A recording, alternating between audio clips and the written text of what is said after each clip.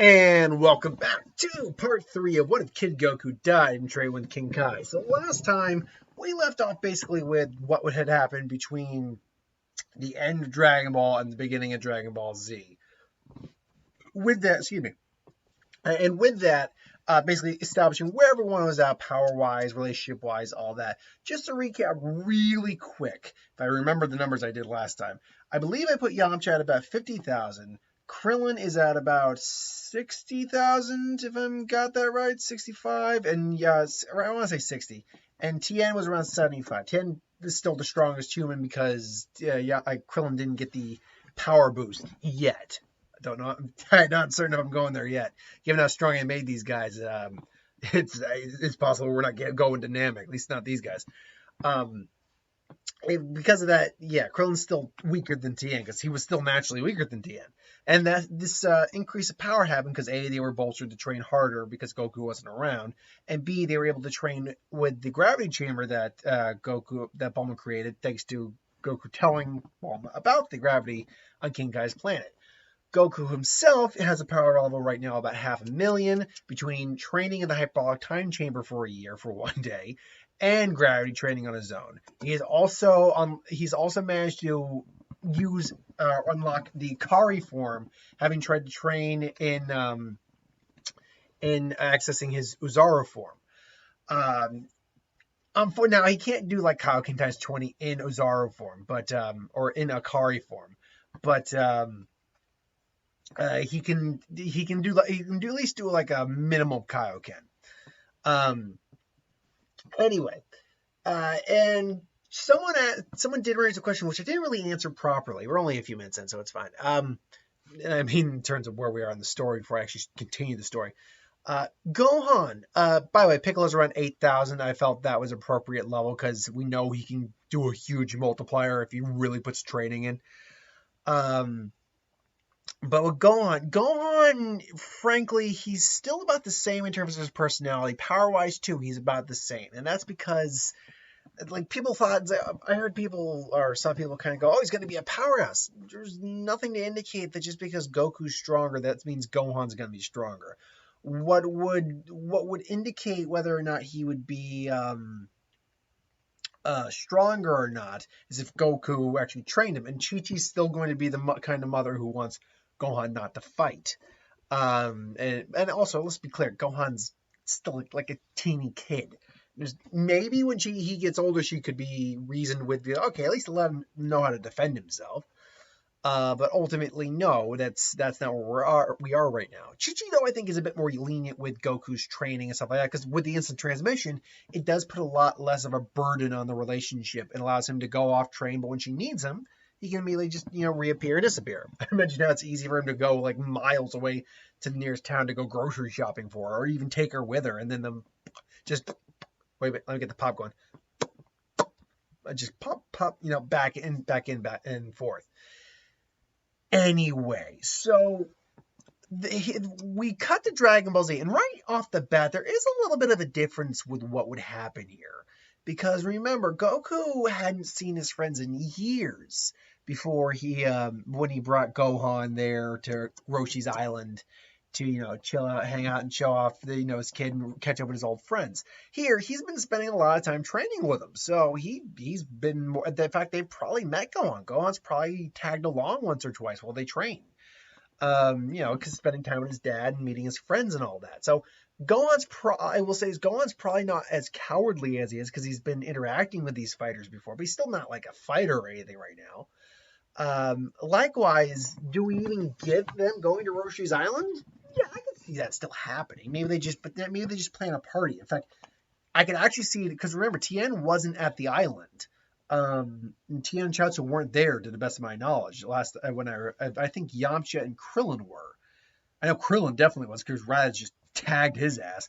Bulma, Roshi, Krillin, and I want to say, I know Turtle was there. Oh, it might not have been Yamcha. It might have been like Oolong and them. Maybe that was the deal. Either way. Basically, this might be like a big group party where everyone's going there. Even Chi-Chi's coming along, taking Goku with them, or Gohan with her.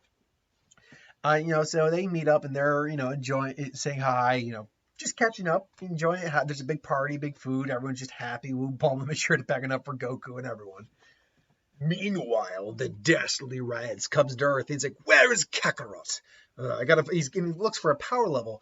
Keep in mind that's suppressed. I'm sure Gohan keeps Goku.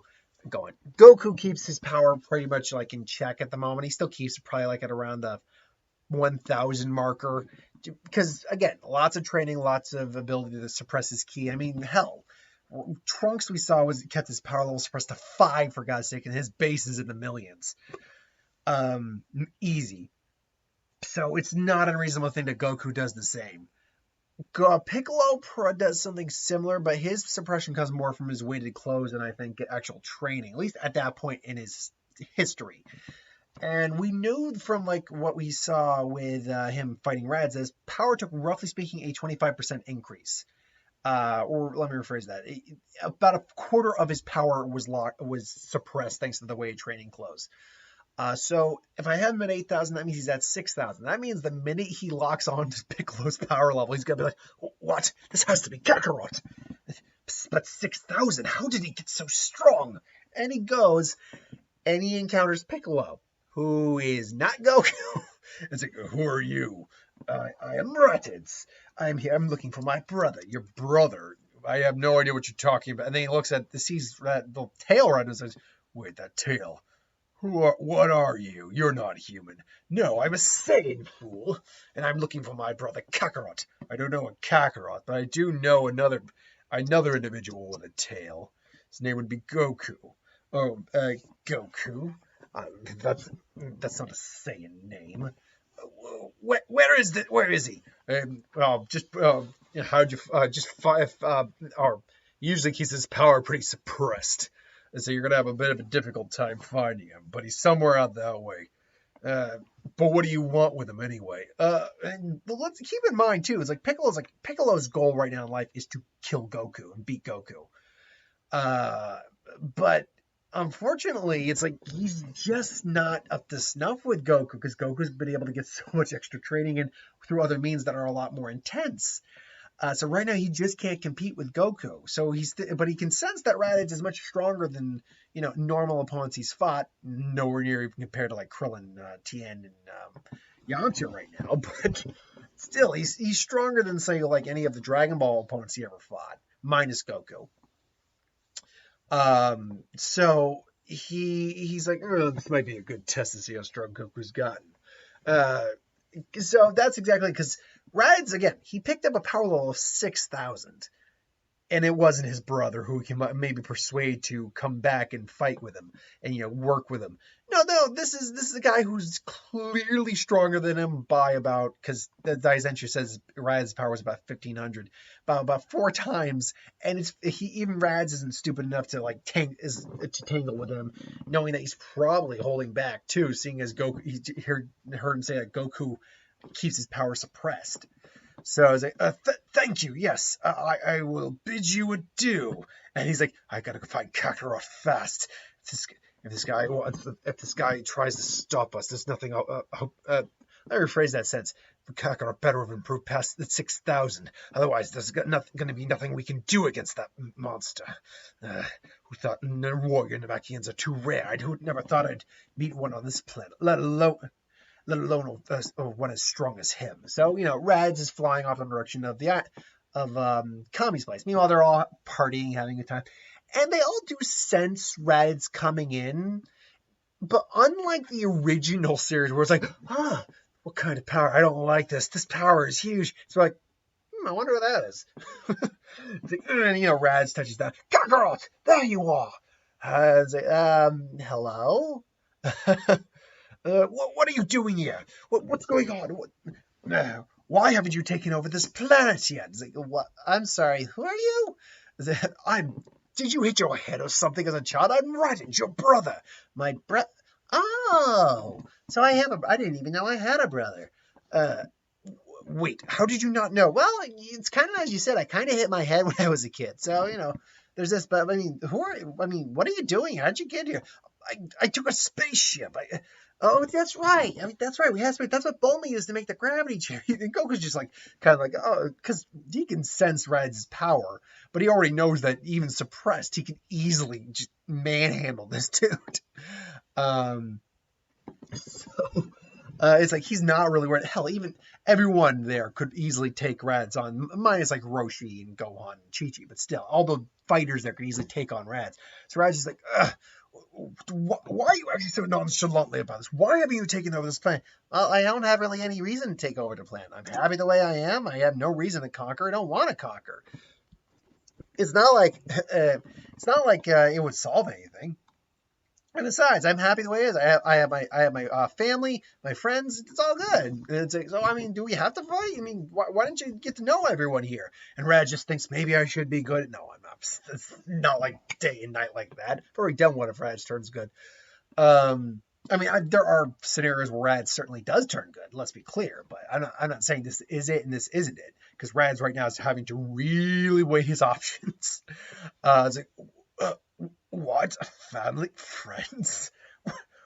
What happens to your Saiyan pride, Kakarot? We have been so much more than this. We are the Saiyan warrior elites. You can't, well, warrior race of conquerors. Now, this might sound like the Vegeta talking, but Raditz still had some Saiyan pride. He was a bit more cowardly than any of the other ones. So, like I said, this is why he's not trying to fight, because his scouter, even though Goku's was suppressed, like the others aren't really suppressed per se. I mean, they probably do rock their power levels down quite a bit, but not much as Goku's doing, just because of the sheer amount of training between Kaioken and Ikari that Goku did. Like all Krillin, Tien, and Yamcha are doing is probably keeping it like at 5,000, which his scouter could read. We know that the limitation for Rad's scouter is around 21,000. Um, so he he quickly takes a quick look and realizes that they're all 5,000. But Kakarot, how strong are you, Kakarot? I was like, what do you mean? I was like, I've gotten pretty strong, but I don't know what's the point. It's like, I'm just looking at your comrades. The powers are immense. It's like 5,000. Oh yeah, well, I mean, there's no reason for us to keep them on full blast. They're actually much stronger. They're much stronger than that. Oh yeah, I mean, I could show you off a little bit, like, you know, Goku like to show, kind of shows off a little bit of his strength. He only goes, I think, about 10%, which is still 50,000, which blows up his scouters. He completely overwhelmed my scout. He surpassed even Vegeta and Nappa. So now he's like, do I tell Vegeta and Nappa this? Who in turn might tell Frieza? Or do I instead go maybe use them to maybe get myself free of Frieza and, Frieza and Vegeta and Nappa? I mean, Nappa and Vegeta are still technically my allies. They're the only Saiyans left, but and I just think it's like, are you all right? It's like, yes. Tell me, what do you plan to do exactly? With all your strength, Kakarot. It's like, I guess I never really thought of it. Honestly, I just like a good fight, and I keep trying to improve myself. And occasionally, when people need protecting, I'm going to be there to help them. That's right. Same with us. You know it. It's like, totally. And he's just looking at like, protecting others. It's like Raditz is again really weighing his options here. Like Vegeta, Nappa, go with them. But this whole idea of protecting others for the sake of just doing it is a very alien concept to Saiyans. At least back then. So, and who aren't from Universe 6. So I was like, look, Kakarot, there are two other Saiyans that are still alive. Perhaps you could talk to them and see if maybe you could sway them to maybe join this peaceful coalition of warriors you have here. Yes, maybe that's it. But Goku's very, Goku said, that sounds awesome. But, Goku's very into the idea of them, just, dealing with it as is. It's like, yeah, we should all just get here. He does remember what King Kai told him about the Saiyans. Like, Goku pulls kind of like a 180 and he's like, "That sounds great, Raditz, except for one thing. How do I know you guys aren't going to try to start something? I'm not stupid. I was aware I was a Saiyan for many years now. Uh, and I'm also aware of what we did as a people. You claim we are a warrior race. That might be true, but we're also conquerors, marauders, destroyers. And Gohan's hearing this, and Chi-Chi's hearing this, and yeah, Goku would admit, let the Chi-Chi know. It's like, no, look, I'm not human. It turns out I'm a Saiyan. Are you okay with that? It's like, I love you for you, Goku. So yeah. And Chi-Chi's holding Gohan. Gohan's a little like, he's scared, but it's like this is supposedly his uncle, but at the same time he knows just how strong his daddy is. So, I if you bring them here, are they going to try to start anything? Don't lie to me, brother. Whoop, sorry, don't lie to me, brother, because because because let's be clear. I was showing off maybe at 1/10 of my power. And based on your expression and what I can sense from you, you and I both know you won't win a fight. And Rad's now realizes like crap. He's not as dumb as I gave him credit for, or I assumed he was. And battery's getting low, but we're getting close to the end of this one. So he then basically has to weigh he's weighing every option he has when it shows up. And in this case, it's like, oh crap. It's like, look, Prince Vegeta and his god and his servant Nappa are much stronger than I am, Kakarot. They constantly mock me, ridicule me, despite the fact that we were the only ones left until now. But that's not what concerns me. No, my concern is for our benefactor. Benefactor? Have you ever heard of tell me, in your teachings, have you ever heard of the conqueror known as Frieza? And Goku thinks about it, and King Kai probably did mention that Frieza was the one who destroyed Planet Vegeta, and described a little bit of what this guy was like. And, because he can communicate with King Kai, he does kind of, get in touch. He gets in touch with King Kai every now and then. He'll probably, instant transmission over there when this whole scenario is done, be able to talk more about Frieza. And say, I've heard of him. Why? He's the one who controls us. He destroyed a planet. Because Vegeta actually mentioned that to Raditz and Nappa a while back. His power is ruthless, knows no bounds. I was hoping you could come here and either sway Vegeta and Nappa to this idea of a united coalition. Together we can maybe get revenge on him. We could start again on this Earth. We could rebuild the Saiyan race, Kakarot. Wouldn't that be nice? We wouldn't have to go conquering like we used to. No, we could fight for the love of it, like old school or like Saiyan lads. Wouldn't that be nice? And Raditz is partially again trying to save his ass, but also partially being serious. Like Raditz is a warrior. He does like to fight, but at the same time, it's like, look, he knows he's the weakest one here. He knows he's a runt. He wouldn't mind having a slightly easier life, per se. Getting strong would be nice. Also, finding a nice mate and settling down, that'd be good too, to some degree. But the problem is, Vegeta and Nappa being who they are right now, and then dealing with Frieza down the road. And then Goku's just thinking about it. Do you know how much stronger they are than you? My scout is destroyed. It exploded once you powered up, unfortunately. Based on what I could pick up from any of you, though. If you're really suppressing your powers, they are a fair bit stronger than me, but not as strong as you. So if you bring them here, then I should be able to handle them, and they won't be a supreme threat to the planet then. Fine. Go and get him and bring him here. We'll see what we can we can do with that. Do with them. You mean it? I don't care, but I don't care if you're family, if you're blood. You threaten my home, you threaten my friends, you threaten my family. I will do what I have to, Raditz. Know that, brother.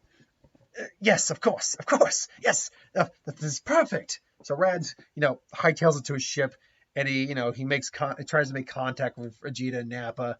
Now, that's a good question, because they picked up on the information about the Dragon Balls from Scouter, which is now completely destroyed. do you think they had stuff that they could have, used to contact them in the ship? I would imagine there was. So maybe it's just calling Vegeta and Vegeta Nappa. It's like, what are you doing, Raditz? What are you doing, Raditz? Can't you see we're busy? No, I can't because I'm not there. What do you want? Come on, we want to go to a bug planet. It's really cool. But you see, I found Kakarot. Oh, your baby brother. How is he? Well, I think he might actually be helpful to us. Oh, how's that? I think he might actually be able to help us with Frieza. And that causes a big, long pause over the other lines. What do you mean, deal with Frieza? Frieza's far more powerful than any of us. Even with a full moon, we couldn't hope to beat him. That's the thing. Kakarot, he's attained power that surpassed. And this is where Raditz knows like he's going to be in trouble. Even yours, Vegeta. A long pause, and all of a sudden there's barking like, oh, Raditz. Oh, I never knew you were capable of making jokes. Oh, that's a good one. You realize I am a Saiyan Elite, and you and your brother are low-grade trash compared. And it's more like it's like I'm not joking, Raditz. I'm deathly serious. So,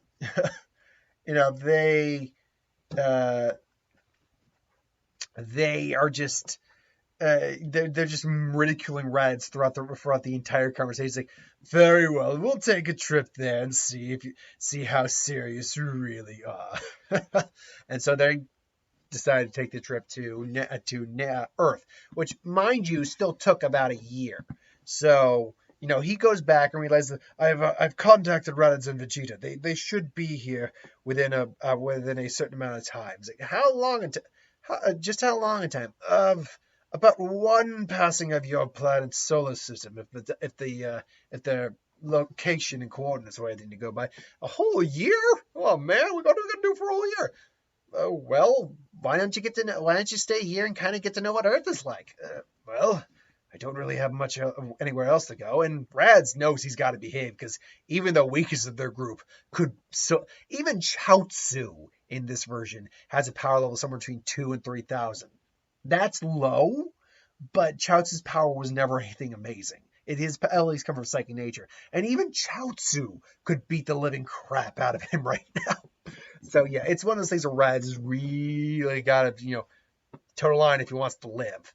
But also, this might do him well, actually, seeing what this planet really has to offer for its people. Its technology, all that. So that's where we're going to leave off right now, is Raditz being like, okay, we're bringing the other Saiyans here to show that maybe we found a way to beat Frieza. And Raditz be like, okay, I'm gonna try, living with my brother or something like that, seeing if Earth is really all it's cracked up to be. So yeah, that's where we're gonna leave off right now. I had a lot of people kind of worried that I might kill Raditz off, and trust me, with the way that worked out in the story, there was a very real scenario where that could have happened. Because remember, he met Piccolo first, and if Piccolo wasn't in the mood to really kind of set things up, he would have wasted Raditz in this version. Fortunately, that's not the case. He decided to see if he could pit Raditz against Goku, which is not what happened, to which Piccolo's probably sensing this and be like, damn, I guess I'll have to wait around for a while to see if another opportunity comes. But yeah, Raditz, for the moment, is going to live. Now, am I going to let him live throughout the entire series? I gotta wait for the next episode to figure out where I'm going with that. If I were to be inclined to where I'm going with the series, yeah, Raditz is probably going to live long term, especially because he'll actually have access to some of the gravity training and stuff like that. So we'll see what happens when we get there. Until then, though, thank you for watching. Hope you enjoyed. Like, comment, share, subscribe. As always, if you want us to review something, put in the comments below. Let us know. We'll do a review of it at some point. Hit that bell if you want notifications. Who wins, what ifs, anything I do on the channel, put that in the comments below as well. I'll get to that at some point. So thanks for watching. See you next time.